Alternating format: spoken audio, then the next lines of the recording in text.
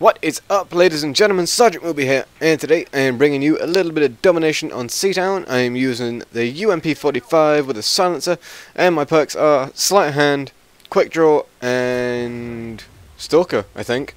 I actually got this game last night. I jumped on, no one was online, so I just jumped into a quick game of domination. I recently prestiged, as you can see in this video, and I thought, well, no one's around, might as well play a bit of domination, and I came up with this gameplay, which was absolutely amazing, and the game after I went horribly negative. So it's kind of swings and roundabouts with Modern Warfare these days, but the topic for today's commentary is family, and obviously family is very important to me. Obviously YouTube comes second to family, but you know, family isn't just stranded and directed towards blood relatives. You know, you can have friends that I've got a best friend that is like my brother. He is literally like my older brother, and you know, those are the people that you would do anything for. Family really is that is really the way I see it. That family are the people that you would do anything for. You would take a bullet for them, and you love them to pieces. And if they ever like left you, died, whatever, then you would be absolutely fucking heartbroken. Which, you know, is exactly the way that I feel about some of my closest friends. If they ever died or, you know, moved to the States or whatever, then I would be absolutely, you know, I'd be totally cut up about it. But, you know, I'd know that I was going to see them again, unless they died. Well, maybe if they died. Yeah, probably. I really aren't sure. I'm really not sure where I stand on the whole life after death thing. Whether there is a heaven, whether there's a hell, whether all the great music's in hell. In that case, I want a seat there. Front row tickets, please. So I'm rambling. Anyway, yeah, family. Not everyone has the greatest family in the world. Not everyone has a family that cares for them. Which, you know, living in a town that I do, and there's always a district within a town, or like a certain road within a town, where all the council houses are. I'm not like generally saying that people that live in council houses like don't have a great family life. I'm sure many of them do, but the way that it is perceived in the media and the way that they carry themselves, it's not looking great for them. Which, you know, is a great shame, because I believe that everyone should have a great family life. If you can't rely on your family, then who can you really rely on? Again, not just holding to blood relatives and everything. If you can't rely on your family or your extended family, then who can you really rely on? Apart from yourself, who can you really rely on? So, yeah, my family life is fucking great. You know, it's swings and roundabouts. I mean, everyone has good days and bad days with their family, but you know, most of the days are good days, as long as people stay out of my way, and in turn I stay out of theirs, you know, then there's not really a lot that we argue about. I did have a little spat with my dad at one point before I started going out with my girlfriend, that, you know, she stayed the night, and he got kind of pissy about it, and we had a little spat, and oh, excuse me, sorry for burping. We had a little spat, and yeah, it was pretty much over by lunchtime. Like, you know, we put it behind us, and that really is what it means to be a family.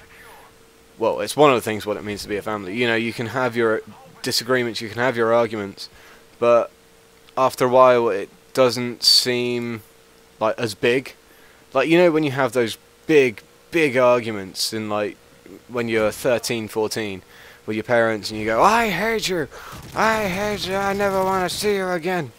You know, I've done that. I think a lot of us have done that, and we've all had those arguments. We've all had those little spats that, you know, seem like, oh crap, I've said the wrong thing, what am I going to do, am I going to get kicked out, you know, I haven't really got anywhere else to go. And to the people that, to my younger viewers, I'm just going to give you one piece of advice. Don't worry about it. Obviously, yes, if it is like so huge that, you know, it really needs an argument. It really needs to be sorted out. And even if it does mean that, yeah, you get kicked out and you get thrown out on your ass, it needs to be had. Otherwise, it just boils and boils and boils, and I've seen it when it's exploded. And believe me, it's not fucking pretty. It really is not pretty. And of course, then there are pieces to be picked up afterwards. And picking up the pieces from like a family argument or a big family bust up can be the hardest pieces to find first and then fix. So to my younger viewers, you know, cherish your family, because they are the one people in your life, other than, you know, your spouse, your eventual spouse, you can 100% rely on to be there for you no matter what the fuck goes down. So, you know, cherish your family, cherish the time that you have with your family. I know a lot of people don't, you know, some of the grandparents aren't around, and I'm lucky I have my grandparents on my mother's side, and my granddad is one of the greatest men I have ever known in my life, and I've known a couple of great men. Whoa! Anyway, yeah, I've known a couple of, you know, awesome guys, but my granddad fucking tops the lot of them. The amount of shit that he's, you know, been through in his life. He did national service. He's been a carpenter for near on 60 odd years. He met my grandmother when he was 17 years old, and they've stayed together for like over 60 years, nearly set. Just the amount of respect that I have for him as a person, as a grandfather, and as a dad to my mum. It's just hats off to him, like 100% hats off to him. So, you know, if you have your grandparents around, cherish them, because you might not have a lot of time left with them. And believe me, if you have something that you want to get off your chest and you can't say it before they go, then you're going to be regretting not saying it for the rest of your life. Obviously, if it's something so hurtful that, you know, it probably shouldn't be said, then if it's that bad, then I personally would say leave it, because it is better off them not knowing if it's that bad. Grandparents always have a certain expectation of their grandkids, and if it's something so horrendous, like say someone decided that they were going to rape you up the ass, you know, as a general example, that needs to be said.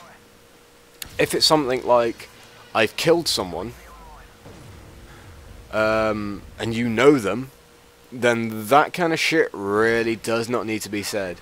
And to be honest, the only person you should be telling about that is a police officer and your parents. So, yeah. I've been Sgt Mooby. This one's just about to wrap up. Gonna go into my outro now. I've been Sgt Mooby. Thank you all very much for watching, guys. This has been Domination on Seatown with the UMP-45 with a silencer, and I shall see y'all next time. Take it easy, guys. Have a good one, and cherish your family.